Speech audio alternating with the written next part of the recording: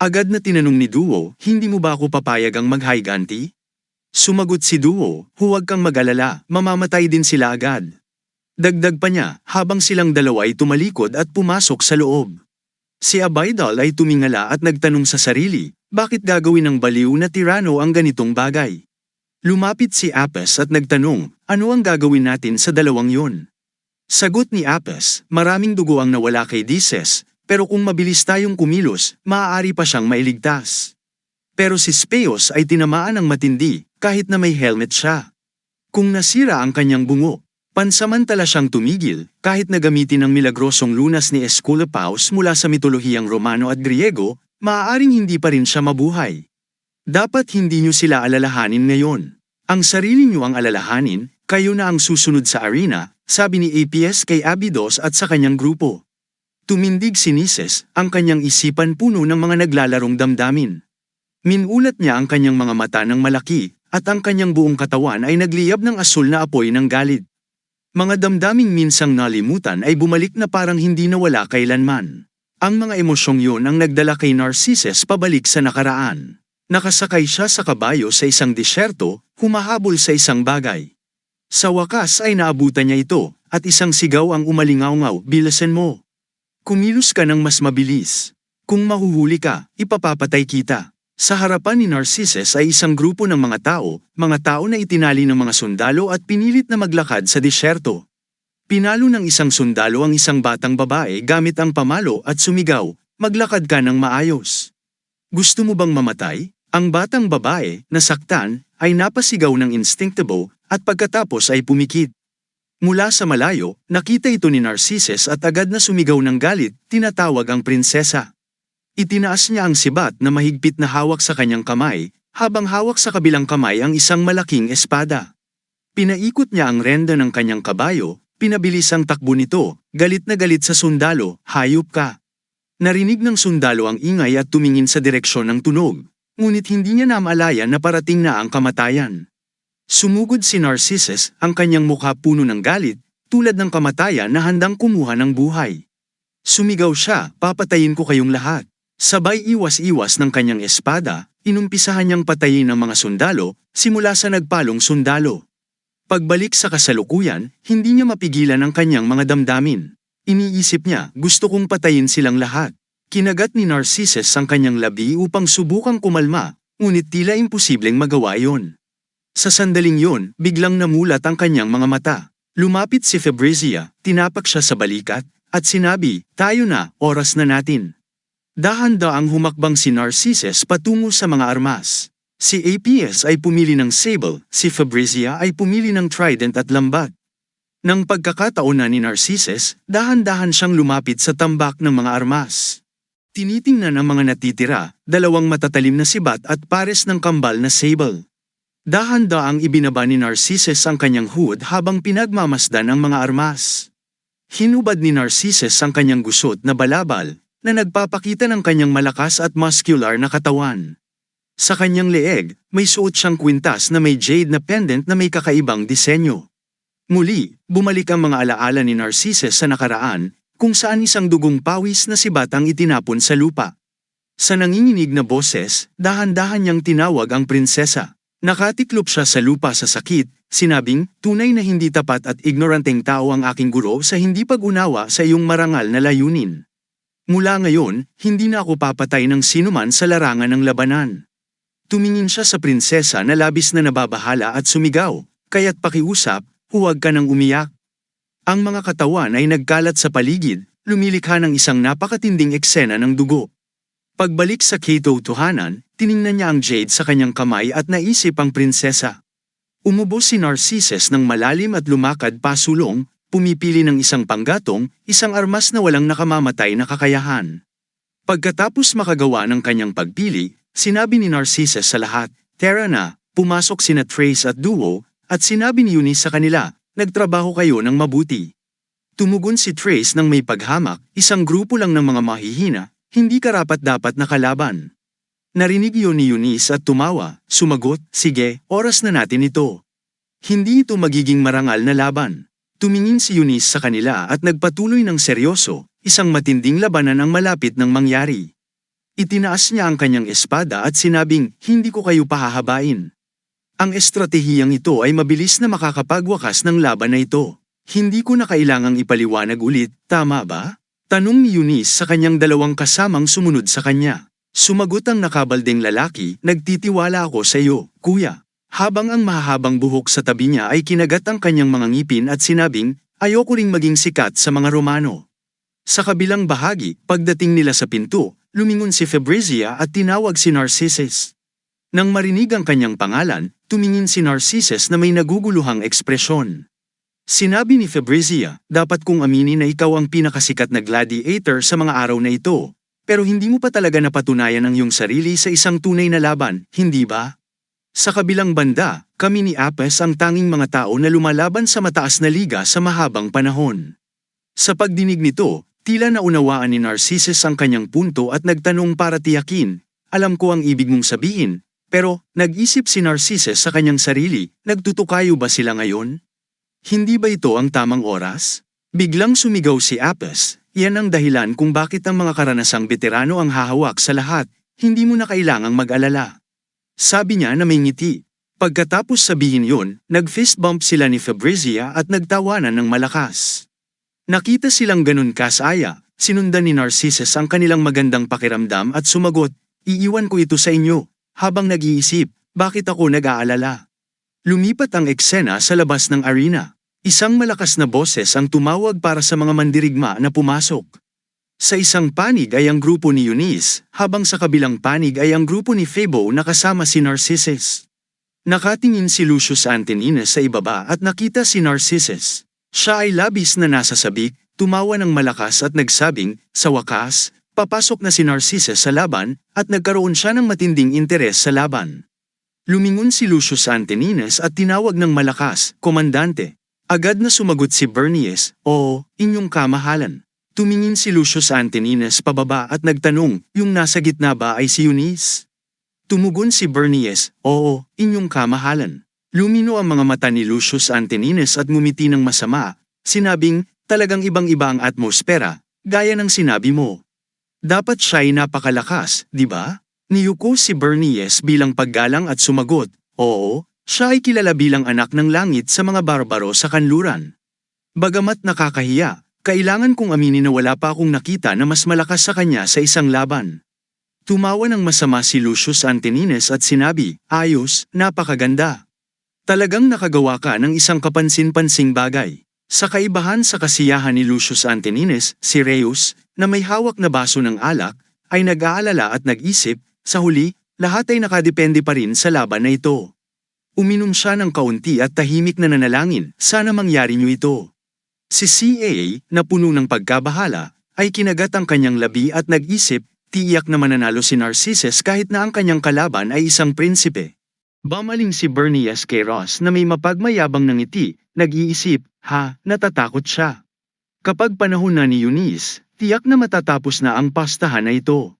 Sumigaw ang referee at ang kamera ay nag-zoom in sa bawat tao, simula kay Fio, sumunod kay Abidos, at sa wakas ay kay APS. Ang huling laban ng araw ay tila sina Eunice at Narcissus ang mga pangunahing tauhan. Nagkaharap ang dalawang panig na may matinding tensyon, at opisyal nang nagsimula ang laban. Nagsalita si Narcissus sa sandaling ito, nagbigay babala sa lahat na ang nasa gitna ay napanganib, ngunit bago niya natapos ang kanyang pangungusap, ininterrupt siya ni Fabrizia. Ano bang sinabi ko kanina, bagong solta? Manatili ka lang dyan. Sigaw ni Fabrizia. Si Apes na nasa tabi niya ay sumigaw din, tayo na at manalo sa huling laban. Pagkatapos, sabay-sabay silang nag-charge pasulong gamit ang kanilang mga armas. Si Eunice sa kabila ay nagsimulang magsalita, sige, ako ang mauuna. Pagkatapos ay nag-charge siya pasulong upang makipaglaban. Unang umatake si Eunice, at sumugod si Fabrizia upang kontrahin, sumisigaw para sa kanya, tanggapin mo ito. Itinapon ni Fabrizia ang isang lambat na tumama kay Eunice. Naisip ni Febo na nagtagumpay siya, nakuha ko na siya. Pero hindi inaasahan ni Eunice na pinutol ang lambat gamit ang kanyang espada at sa kabilang kamay ay ginamit ang kanyang kalasag upang itaboy ito, na nagulat kay Fio. Natutulala si Fabrizia at sa sandaling yon, ginamit ni Eunice ang kanyang kalasag bago makapag-react si Fabrizia, at malalim na sinaksak ang kanyang dibdib, na nagdudulot ng pagsabog ng dugo mula sa simula hanggang sa katapusan, hindi siya nakapagtanggol. Bumagsak si Fezia Pasulong at si APS, na nasa likuran niya, ay agad na sumugod kay Eunice, na dumash patungo kay APS na may napakabilis na bilis. Naisip ni APS, mabilis siya. Hindi ako dapat magmadali, hahayaan ko na lang siyang saluhin at saka ako susugod. Habang iniisip pa ni APS ang mga bagay-bagay, si Eunice ay nakapag-charge na papasok. Itinaas ni APS ang kanyang kalasag na naglalayong harapin si Eunice mula sa itaas. Ngunit hindi inaasahan, si Eunice ay dumulas pababa upang umatake mula sa ilalim. Ang matalim na talam ni Eunice ay nagdulot ng hiwa sa bukong-bukong ni APS, at agad na naputol ang isang paa ni APS sa atake ni Eunice. Isang masakit na sigaw ang lumabas mula kay APS. Nakita ni Lucius Antonines kung gaano kabilis na natalo ni Eunice ang dalawang tao at labis siyang nasiyahan, pinuri ang kanyang lakas. Sa puntong yun, si Reus na basa ng pawis ay labis na nag-aalala. Iniisip na sina Fabrizia at Apes ang mga makakapagtagal sa laban kahit na nakaharap si Shua ng isa-isa. Ngunit sa isang iglap, pareho na silang natalo. Ngumiti si Bernies nang may pagmamataas habang tinatanaw si Reus, nagtataka kung siya ay nagulat. Sumigaw si Eunice mula sa ilalim, ginagawa ko ito para sa sarili ko, walang personal na galit dito. Pagkatapos nito, siya ay nag-charge pasulong, swinging ang kanyang talam at nagtatangkang atakihin si Narcissus. Subalit sa isang iglap, nagdadodge si Narcissus sa gilid, iniiwasan ang malakas na atake ni Eunice na kayang magpaghati sa kanya kung tumama. Nakita ni Eunice na nakaiwas si Narcissus, labis siyang nagulat at nag-isip, nakaiwas siya sa aking atake. Sa puntong yun, tumingin si Narcissus kay Eunice bilang tugon sa naunang pahayag ni Eunice na walang personal na galit, meron na akong galit ngayon. Sa kanyang sinabi, agad siyang tumalon at nag-charge ng kasing bilis ng hangin, patuloy na naglalayo ng paghihiganti. Nagtetensyon si Eunice habang pinagmamasdan si Narcissus, kumakagat ng kanyang mga ngipin at lihim na sumusumpa sa kanyang isipan, damit, na-miss ko siya. Sa pagkakataong yun, nakakuha na si Narcissus ng kahoy at nag-charge patungo sa dalawang tauhan ni Eunice, na iniwan silang stunned. Ang mukha ni Marquez ay walang emosyon at ang kanyang mga mata ay kumikislap sa puot.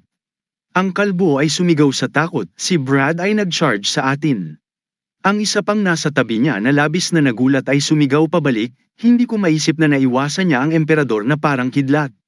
Ginamit ni Narcissus ang kahoy na stick sa kanyang kamay upang tapusin ang mga ito habang sila ay nasa pagkabigla. Malumanay siyang lumapag sa lupa at sabay na bumagsak ang dalawa. Tumingin ng masungit si Eunice kay Narcissus habang sabay silang lumingon. Ang laban ay naging labis na tensyonado, gaya ng nais ni Lucius Antonines, na nagpasaya sa kanya. Buka ang kanyang mga mata at tumawa ng malakas. Tumayo si Narcissus, humarap at nag-isip, kung yun lang ang kaya niya, hindi siya banta. Ngunit nagsalita si Eunice sa puntong ito. Sinasabi kay Narcissus, kailangan kong aminin na na-underestimate kita, taos puso akong humihingi ng tawad. Hindi tumugon si Narcissus kundi dahan-dahan siyang lumapit sa kinaroroonan ni Eunice. Matibay na hawak ni Eunice ang kanyang espada at nagpatuloy, bilang tawad, ipapakita ko sa iyo ang aking tunay na kakayahan. Si Reus ay labis na nag-aalala at patuloy na pawisan. Walang laban ng Apes at Fio, ang mga karanasang mandirigma sa Roman Arena, laban sa kanya, naisip niya, na malamang ay tumutukoy kay Eunice. Si Sina na nakaupo sa tabi niya ay kaparehong nag-aalala at sumagot, ngunit agad na naalis ni Narcissus ang dalawa. Kung isa sa alang-alang ang pag-iwas niya sa kanyang atake, at maaari siyang matambas sa puntong yun. Tinanong niya ang kanyang ama, hindi mo ba sa palagay ay mas malakas si Narcissus? Hindi pa tayo sigurado, tumugon siya. Kailangan nating mapagtagumpayan ang laban na ito. Si Lucius Antonines ay nagsalita rin, hindi natin sila maaaring ikumpara batay lamang sa unang atake. Oo, ama, ang sagot ni Costina na may kabangbang, nag-iisip na bigla siyang sumagot sa kanyang tanong. Nagpatuloy si Lucius Antonines, gumamit si Eunice ng sapat na lakas upang mapabagsak ang isang karaniwang top-tier na gladiator. Ganito rin ang ginawa ni Narcissus, na ipinakita lamang ang sapat na lakas upang maiwasan ang atake ni Eunice. Wala sa kanila ang tunay na ipinakita ang kanilang mga kasanayan. Kung sino ang mananalo, nakadepende ito sa nakatagong lakas sa loob nila. Oo, salamat, iyong kamahalan, sagot ni Sir. Sa ibaba, nagsimula ng kumuha ng offensive stance si Eunice, sumigaw, sige, simulan na natin. Agad na nag-charge ang dalawa patungo sa isa't isa. Ang tingin ni Narcissus ay malamig at matalim, ang kanyang ekspresyon ay nanatiling hindi nagbabago mula simula hanggang matapos. Inatake ni Narcissus gamit ang kanyang kahoy na baston, ngunit naharang ito ni Eunice gamit ang kanyang kalasag. Pinigilan ni Eunice ang kanyang ngipin at ang kanyang mga mata ay kumikislap sa puot. Pumalo si Eunice diretso sa binti ni Narcissus, habang mahigpit na hawak ni Narcissus ang kahoy na baston. Naglunsad si Eunice ng sunod-sunod na atake, iniisip na ang mga stick at spears ay may mahahabang abot, ngunit ito ang dahilan kung bakit mahirap gamitin ang mga ito sa malapitan. Agad na ginamit ni Eunice ang kanyang kalasag upang direktang atakihin si Narcissus, na mabilis na naharang ito gamit ang sarili niyang kalasag. Ang dalawa ay nagharap na may matinding tensyon. Tumingin si Eunice ng tuwid kay Narcissus na nakakunot ang noo. Walang takot na ipinakita ni Narcissus ang kanyang mga mata, malamig at nagyayelo. Biglang tumingin si Narcissus sa itaas, si Eunice ay umaatake sa kanya gamit ang kanyang espada na may hindi kapani-paniwalang bilis. Patuloy ang atake nito, pinipilit si Narcissus na harapin habang umuurong, at sa bawat atake na ibinato ni Eunice, siya ay umawas. Naghirap ang mga paa ni Narcissus sa lupa upang mapigil ang kanyang paggalaw, at nakatayo siya ng walang takot, hinaharap si Eunice, na may napakakalmadong anyo. Si Bernice, na nanunood mula sa itaas, ay tila nabigla, iniisip, hindi ako makapaniwala na ang bastard na ito ay humahawak laban kay Eunice. Si Reyes, na nakaupo sa kabilang panig, ay kasing tensyonado rin, na naaalala ang mga salita ni Bernice at tahimik na isinumpa, damit, hindi nagkakamali si Bernice, mas malakas ang bastardo kaysa sa inaasahan ko. Si Cosina, na nanunood, ay labis na nag-aalala at humihinga ng mabigat na mangha sa kanyang nakikita habang si Narcissus ay itinutulak pa atras, habang karaniwan ay natatapos niya ang sinuman sa isang hampas. Sa kaibahan ng pagkabahala ng lahat, si Lucius Antonines ay labis na nasasabik, tumatawa ng malakas, haha. Napakahusay, napakahusay, ito ang laban na hinahanap ko. Si Reyes ay awkward na nagsalita, natutuwa ako na iyong kamahalan ay nasisiyahan sa laban. Siyempre, nasisiyahan ako, sabik na tumugon si Lucius Antonines kay Reyes. Ngunit sa halip na mag-enjoy, tila malungkot kayong lahat dyan habang ako, ang inyong emperador, ay tunay na nasisiyahan. Tumawa siya ng malakas at nagtanong, bakit ganoon? Natatakot ba kayo? Si Reyes at Bernice ay nagbaw na lamang at nagsabi, patawad, iyong kamahalan. Patawad, nagpatuloy si Lucius Antonines, siyempre, dapat kayong mag-alala.